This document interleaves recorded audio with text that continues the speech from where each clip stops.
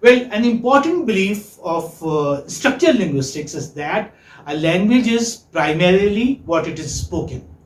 Okay, primarily what it, this is just this is very important, what it is spoken, and only secondarily what is written. Which form is important? The spoken form is important. If you know the spoken form, then you know the language. Is that fine? Yes, sir. Because you know how to speak say Urdu, you know how to speak Punjabi, but you do not know how to write Urdu or how to write Punjabi. Like writing comes later, much later. It is believed that if you learnt the spoken form of a language, that means you know it. You can communicate. You can be intelligible, or you can be understood in a foreign land or in your own land where different languages are spoken. So what did I say? That language is primarily what it is spoken, and only secondarily what is written. Okay? So you may say speech is language. Remember this, speech is language. Now you can have this question there in exam. Speech is language. Discuss. This is the belief of the audio-lingual advocates of audio-lingual method. This is what they say. Speech is language. It's fine? Yes, sir. We learn to speak before we learn to read and write. Isn't that so? Yes. Like you learned your mother tongue. Which skill did you learn first? You learned the speech. You learned the spoken form. And then reading and writing came much later. Isn't that so? Yes, sir. So thus the structural linguistics gives emphasis on the spoken skills of language. Okay? It gives emphasis on what? Which skills I am talking about? Spoken skills. Spoken skills. And you may say, you remember the name Brooks. It was Brooks, like who said that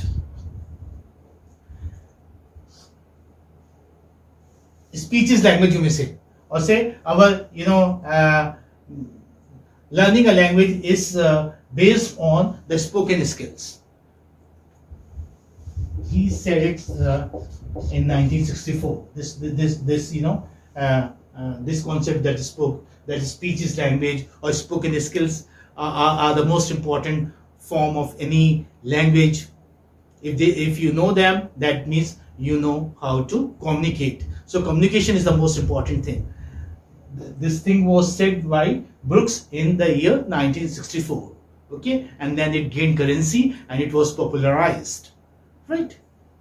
And after that, spoken form was given importance. Whereas when we were doing translation method, we discussed what was important there. Writing was important. You are taught the rules and you are taught how to write correctly. Grammatical rules are important there in the translation method. Here in this method, speech is important. So I was telling you, again I would like to ask you, this method is similar to the direct method. Very good. When this method we may say is similar to the direct method in that the lesson takes place entirely in the target language, in the foreign language. In L2 you may say emphasis is on the acquisition of patterns in common everyday dialogue. Common everyday dialogues are like how, although we know a number of words, we can construct a number of sentences, but there are just a few sentences which we are using every day. So what sentences are taught to students? What sentences are taught to learners? Common everyday dialogues. I don't know whether you know or not, in my childhood, even prior to that, there used to be a very popular book, Rapidex. I don't know if I'm writing it correct or not. Rapidex English Speaking Course. Rapidex English Speaking Course. So this was a very popular book, and here this book was full of everyday say dialogues. Means with the help of this book, people could mug up a few sentences and communicate a bit in the English language. Can you speak a language just by mugging up a few sentences? Suppose if I mug up, say 200 sentences of Chinese, can I speak Chinese? No. No, that's not possible. Do we know only 200 sentences in our mother tongue, or do we know only like 2000 sentences in the English language? No, we know, say, countless, innumerable. You can't just imagine, because this all is based on your imagination. If you've got a good imagination, then you can make countless sentences. You can express a simple thing in so many ways. Yeah, so I was talking about Depede's English speaking course. Here, the common everyday dialogues were there. So in the same way, in Audiolingual method, the learners of English, the students of English are taught the common everyday dialogues. This method lays emphasis not on understanding of words, but rather on acquisition of structures. Structures, S plus V plus O, S plus V plus O plus C, okay, the structures that we have talked about, acquisition of structures and patterns in common everyday dialogue. Okay. What is not given importance? Words are not given importance. Words are given importance in the translation method. Individual words are taught. Here, individual words are not taught. If you just mug up, learn the entire dictionary by heart, that doesn't mean that you would be able to speak English, or you would be able to speak any language for that matter if you just mug up the entire dictionary of that language. No. So words are not taught here. What is taught? Structures are taught. Patterns are taught. Or common everyday dialogues are taught. So that the learners may communicate. They may learn the art of communication. These patterns are elicited, repeated and tested until the responses given by the students in the foreign language become spontaneous, become natural and become automatic. You must have seen in primary classes when a teacher goes, "Good morning, sir." Now this has become a habit. They know that when a teacher enters, then he or she has to be greeted with good morning or good afternoon, and when he leaves they say, "Thank you ma'am, thank you sir." This is what. So this has become a habit of the learners.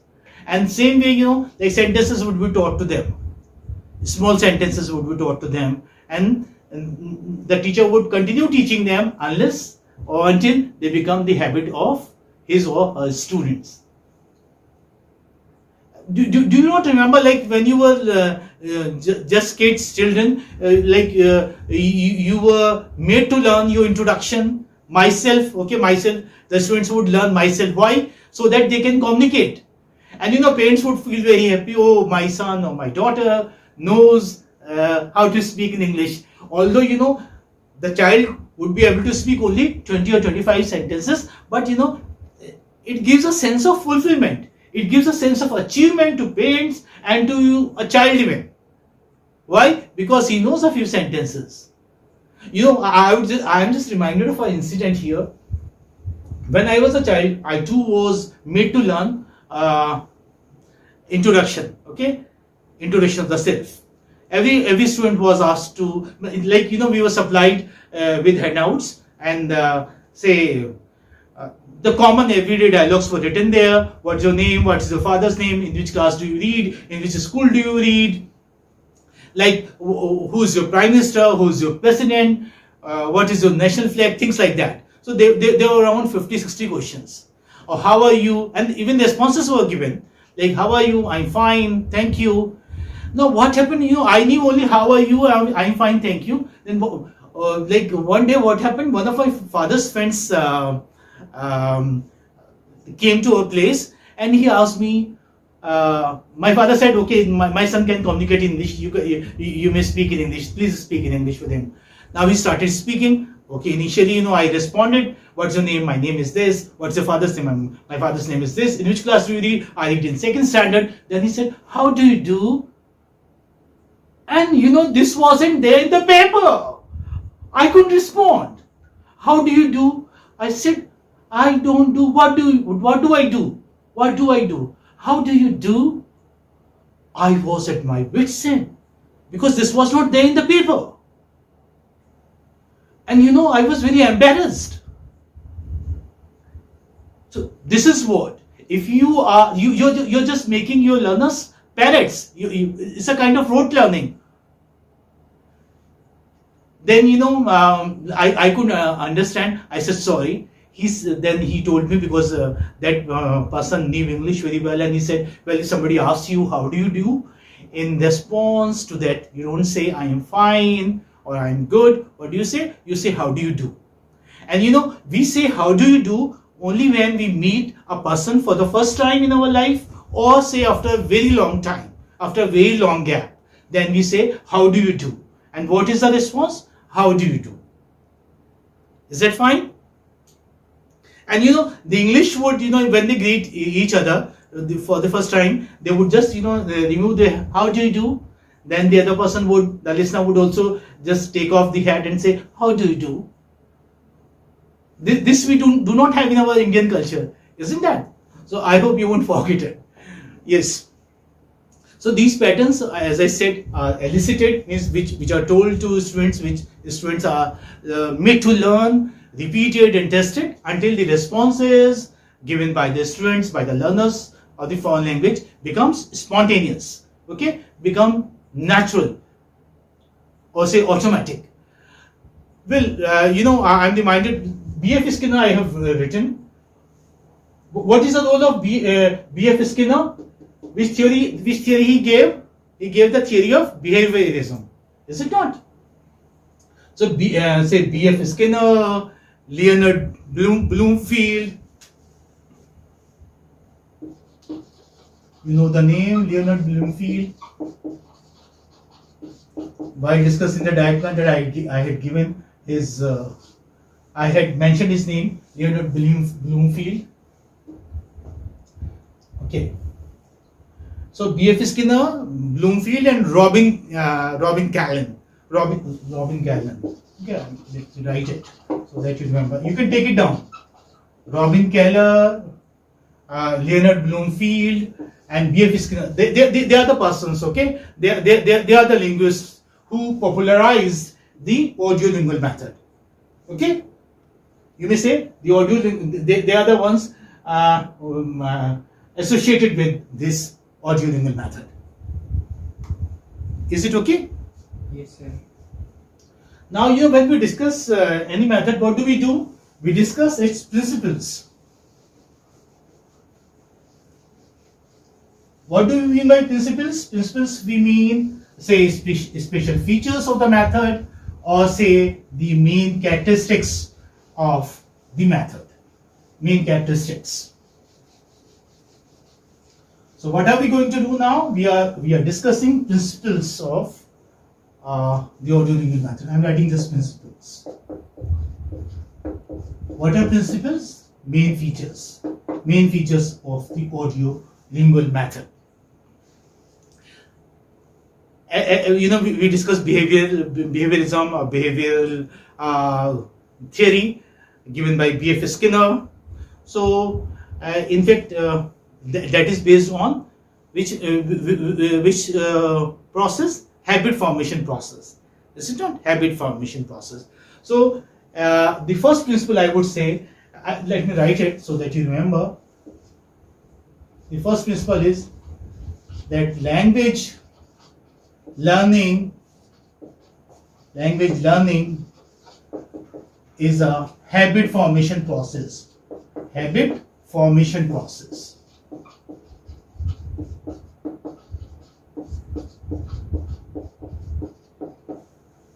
What is it? Language learning is a habit formation process. Language learning is a process of habit formation. Good habits are formed by giving correct responses. Is it not? If you are giving correct responses, then it is believed that there is a formation of good habits. To encourage the correct use of a trait, positive feedback is given, as I said. If you give a correct response, then teacher gives you a positive feedback. And negative feedback is given if an incorrect use of a trait is made. Means if you are giving a wrong response, then you will get a negative response from your teacher. So I'm reminded of two names here, Fries and Ledo. Remember the name. You can take them down somewhere. Fries and Ledo, around say, in 1958. Okay, late 1950s, 1958. You may say they are the founders of Audio-Lingual method.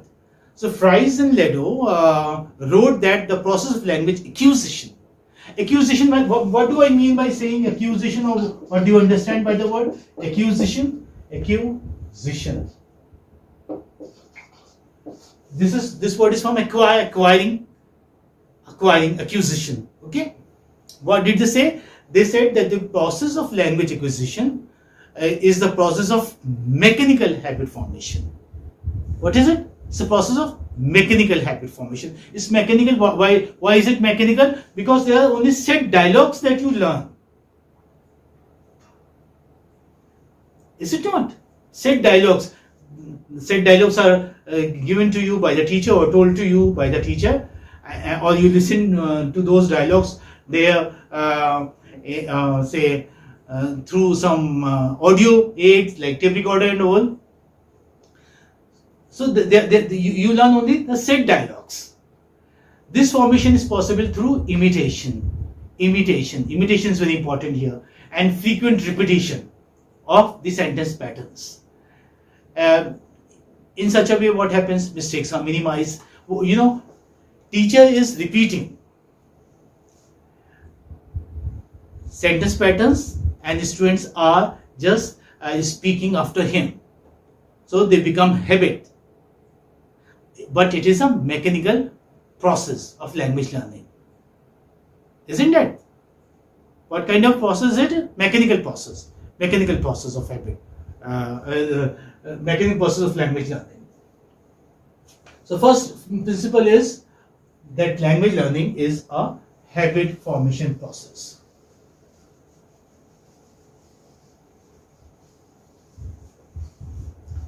And say the main what was the need of this method?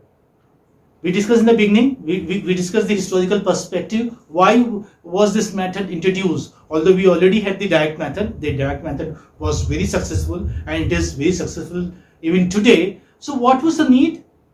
Who were to be taught? The army personnel were to be taught.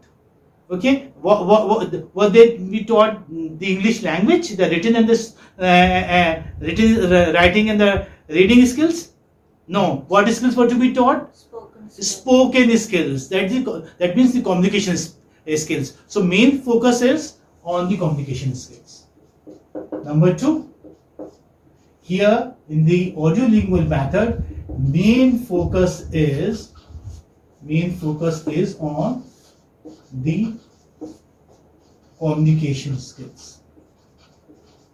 Communication skills. Communication is talking, conversing,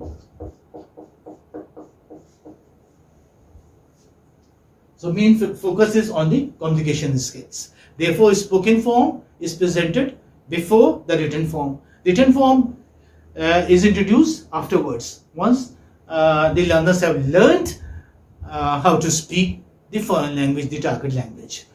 Oral drills are the key feature of this matter. Oral drills. What are oral drills? Oral drills. Oral means something which you say verbally, something which you speak out, your utterances. So they are told, students are told set utterances, and they repeat those utterances. So oral drills are the key features or key feature of this method, you may say, of the audio-lingual method. And so new patterns, they are taught through oral drills. If students are to be taught new patterns means new structures, new sentence structures. Like say we have told you or taught S plus V plus O. Now you understood S plus V plus O. Once you have understood this, then we would move on to the next S plus V plus IO plus DO. What is IO plus DO? Indirect object plus direct object. Indirect object plus direct object. Can you tell me a sentence? My father bought me a watch. Okay? My father bought me a watch. She gave me a ring. Isn't it? Now my father, what is it? Indirect object. No, subject. Direct object. Come on, my father is subject. Okay. Now bought is verb. This is S plus V. My father bought me. Me is indirect object. And bought me what? A watch or whatever. That is the direct object. Isn't so? So once students have learned S plus V plus O, then they are taught S plus V plus IU plus DO, then they are taught S plus V plus O plus C. What is C here? Complement. Okay? Or S plus V plus C, he is a teacher. She is an actor. So, whenever a teacher introduces new patterns, what does he do? He introduces them through oral drills. The students are given oral drills. Now, Salman Khan is an actor. Now, they would say Shah Rukh Khan is an actor. And if the teacher asks them, okay, change the gender now, they would say Deepika Padukone is an actress. Okay, Kangana Ranaut is an actress. This is how, like changes can also be made, but they are just repeating it with minor changes either in the subject sometimes or in the object or in the verb also sometimes, until they become the habit of the students. So I was telling you that new structural patterns and vocabulary are taught through oral repetition and memorization of scripted dialogues. Dialogues are already scripted. These actors, do you think that they speak extemporarily? Do you think that they speak impromptu? No, they do not. They have the script before them. Even the anchors, which you watch on television, even the news readers, they have the script before them, and they are just reading out the script. So, the dialogues are scripted. The dialogues are there in the written form. They are spoken by the teacher and they are repeated by the students. Is it okay? Yes. Yes. So set phrases and dialogues are memorized with proper intonation. This thing is very important. They are memorizing, they are repeating, they are learning them by heart, they are mugging up the sentence patterns, the structures, but they are doing it with proper intonation. What is intonation? Intonation is Pauses. proper pauses. Intonation is rise and fall of pitch. Rise and fall of pitch. Because English is not a flat language, it is an accented language, so it is spoken with proper intonation. If you are not speaking with proper intonation, then you will not be intelligible to the native speakers of English. So, and again, vocabulary is taught in context. There in the translation method, you learn words, individual words, not in the context, but just, out of context. Words are given to you and you are asked to memorize them and learn the meanings of the words in your mother tongue. This is what is done in the grammar translation method. But here, words are taught in the context. What do we mean by saying this? Vocabulary is taught in the context. Can you tell me? Teaching something in context means when the teacher is teaching you a lesson, say, teacher is teaching you a story, say, or a one-act play. Whenever the word occurs there, some difficult word, then the teacher would give the meaning of that word in the context. The contextual meaning is given, you may say. Is it okay? Yes, sir. So, vocabulary is explained in the context.